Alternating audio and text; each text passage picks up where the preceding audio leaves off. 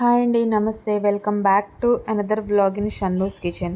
రంజాన్ సిరీస్లో ఇది వచ్చేసి వ్లాగ్. ఈ వ్లాగ్లో ginger garlic paste preparation and Russian chicken cutlets and నా బిజినెస్ ఆర్డర్లో చికెన్ పికిల్ కూడా ప్రిపేర్ చేశాను. అది కూడా ఈ వ్లాగ్లో చూపిస్తాను. ఇది వచ్చేసి జింజర్ గార్లిక్ పేస్ట్. ఈ రంజాన్ సిరీస్లో ఇది కూడా ఒక main recipe, ginger garlic paste. ఇది లేకుండా ఏ రెసిపీ కూడా అవ్వదు కదా.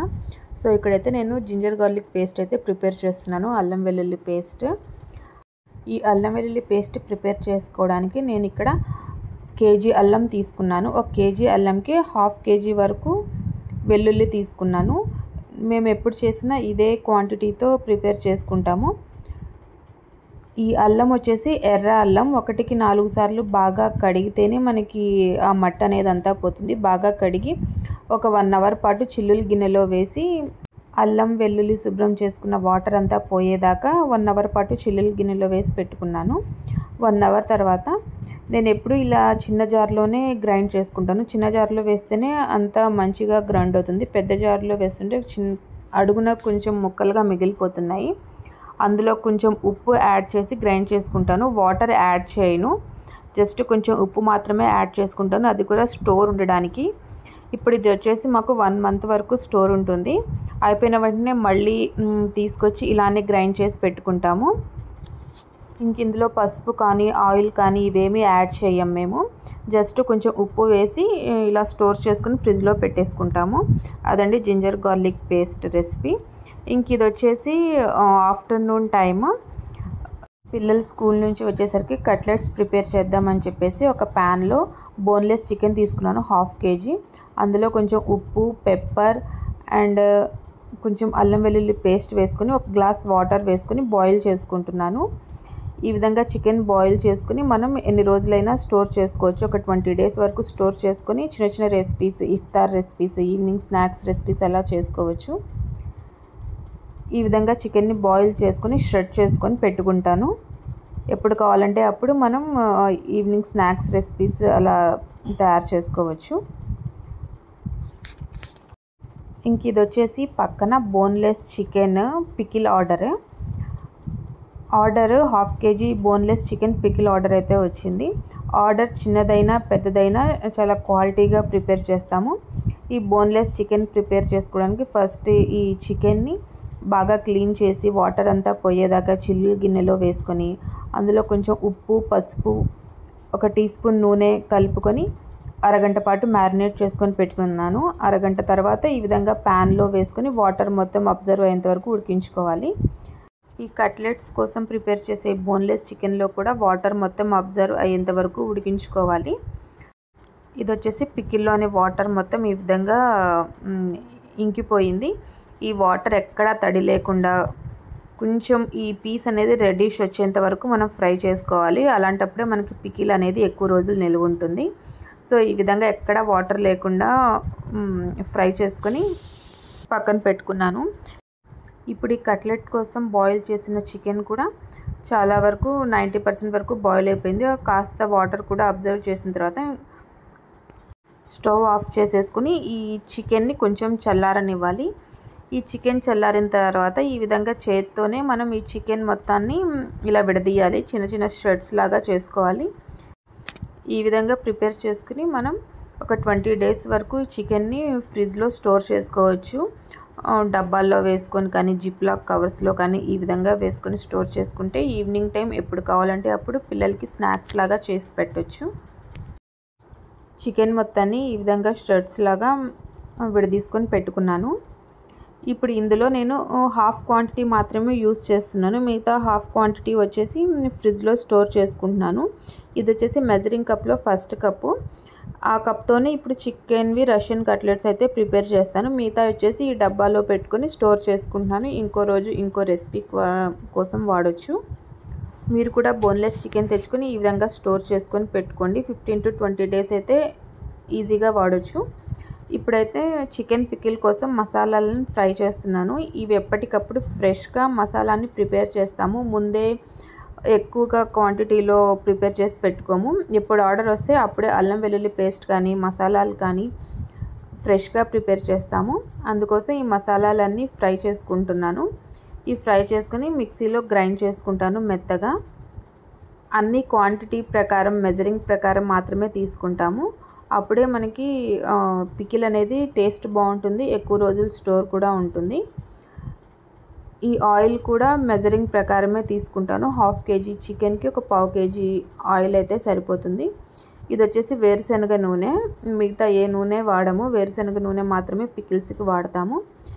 మనం ఆల్రెడీ బాయిల్ చేసి పెట్టుకున్న ఈ బోన్లెస్ చికెన్ని ఈ ఆయిల్లో డీప్ ఫ్రై చేసుకోవాలి. ముక్క అనేది బాగా ఎర్రబడేంత వరకు డీప్ ఫ్రై చేసుకోవాలి. అప్పుడే మనకి పికిల్ అనేది టేస్ట్ బాగుంటుంది, ఎక్కువ రోజులు నిల్వ ఉంటుంది. ఇప్పుడు వచ్చేసి కట్లెట్స్ కోసం నేను వెజిటేబుల్స్ని అయితే పీల్ చేసుకుంటున్నాను. క్యారెట్, క్యాప్సికమ్, ఆనియన్ వేసుకుంటున్నాను. మీ దగ్గర అవైలబుల్గా ఉంటే బీన్స్ కూడా వేసుకోవచ్చు. నా దగ్గర బీన్స్ లేవు. ప్రజెంట్ అయితే ఈ 2 వెజిటేబుల్సే ఉన్నాయి. ఈ 2 వెజిటేబుల్స్నే వేసుకుంటున్నాను. ఈ వెజిటేబుల్స్ వచ్చేసి బాగా క్లీన్ చేసుకొని నేను చాపర్లో వేసుకుంటున్నాను. చాపర్లో వేసుకుంటే బాగా సన్నగా అవుతాయి. అవి మనం కట్ చేసి వేస్తే కొంచెం లావుగా తగులుతాయి కదా, కొంచెం లావు తగిలినా కానీ పిల్లలు తినరు. అందుకోసం నేను చాపర్నే యూస్ చేస్తాను ఎక్కువగా. ఈ చాపర్లో అయితే బాగా సన్నగా అవుతాయి కదా.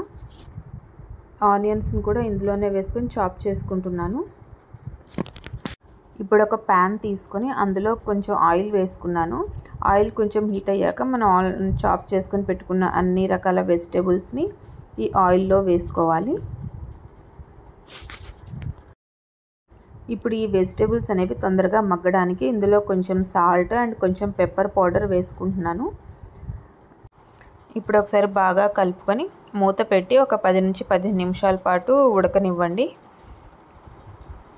వెజిటేబుల్స్ అన్నీ ఈ విధంగా బాగా కుక్ అయ్యాయి. ఇక్కడ పక్కన మనకి చికెన్ పికిల్లో పీసెస్ కూడా ఫ్రై అవుతున్నాయి. ఇప్పుడు ఈ వెజిటేబుల్స్లో 2 టేబుల్ స్పూన్ల వరకు మైదా పిండి యాడ్ చేసుకోవాలి.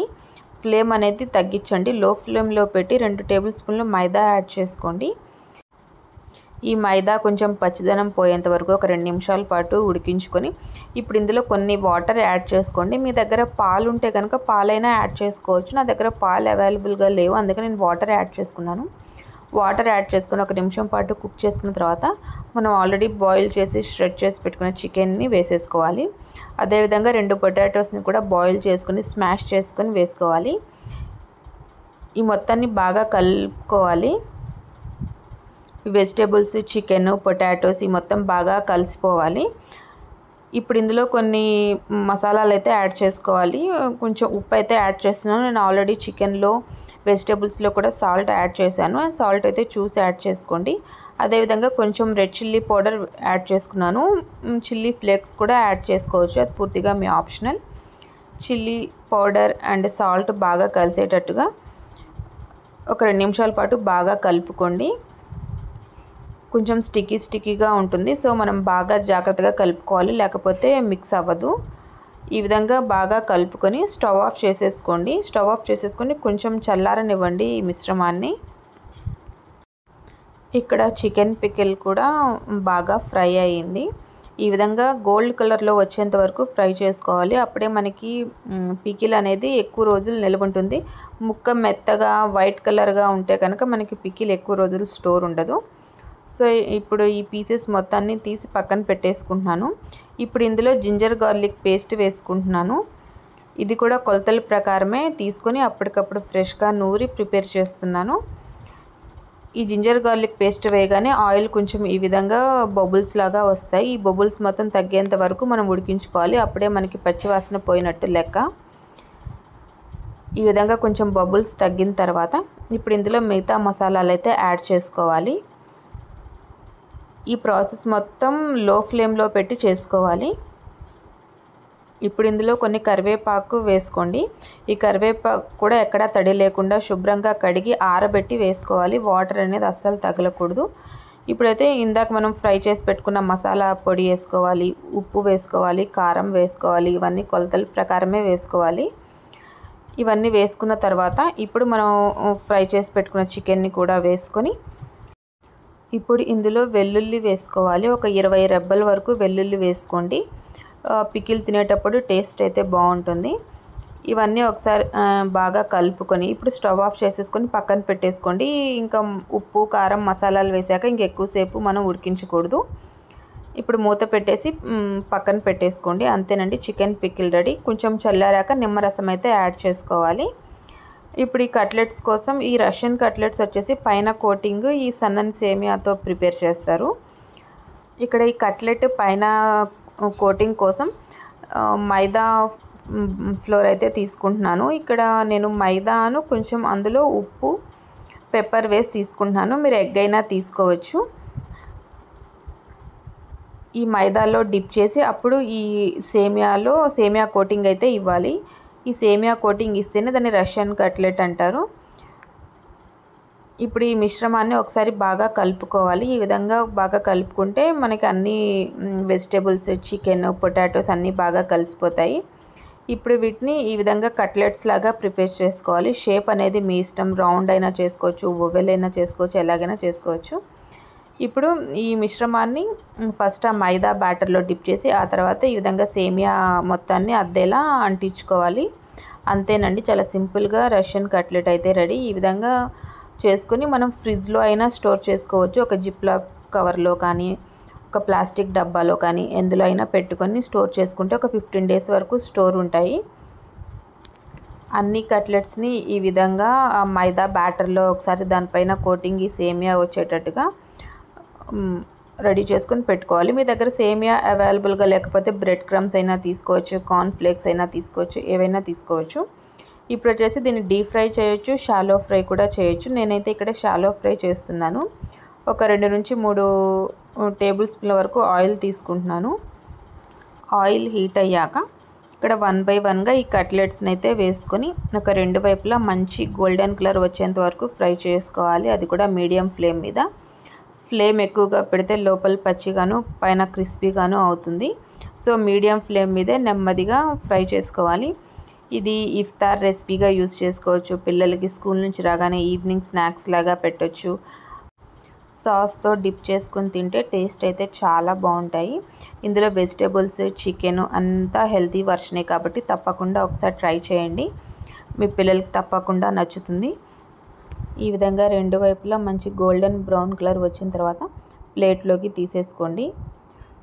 క్రంచీగా క్రిస్పీగా చాలా బాగుంటాయి. ఒకసారి ట్రై చేయండి.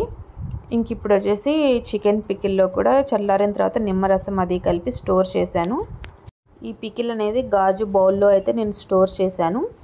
ఆర్డర్ చేసిన 3rd day అయితే నేను దీన్ని కొరియర్ చేస్తాను. అన్ని రకాల స్వీట్స్, స్నాక్స్ కూడా మా దగ్గర అవైలబుల్గా ఉంటాయి. స్క్రీన్ పైన నెంబర్ ఇస్తాను, కావాలంటే వాట్సాప్ ఆర్డర్ చేయండి. సో ఇదండి ఇవాల్టి రంజాన్ సిరీస్ వ్లాగ్. ఈ బ్లాగ్లో రెసిపీస్ కనుక మీకు నచ్చినట్టయితే షన్నూస్ కిచెన్ని లైక్ చేయండి, షేర్ చేయండి అండ్ సబ్స్క్రైబ్ చేయండి. పక్కనే ఉన్న బెల్ ఐకాన్ని క్లిక్ చేయండి. నేను పెట్టే ప్రతి నోటిఫికేషన్ మీ దాకా వస్తుంది. Thank you for watching.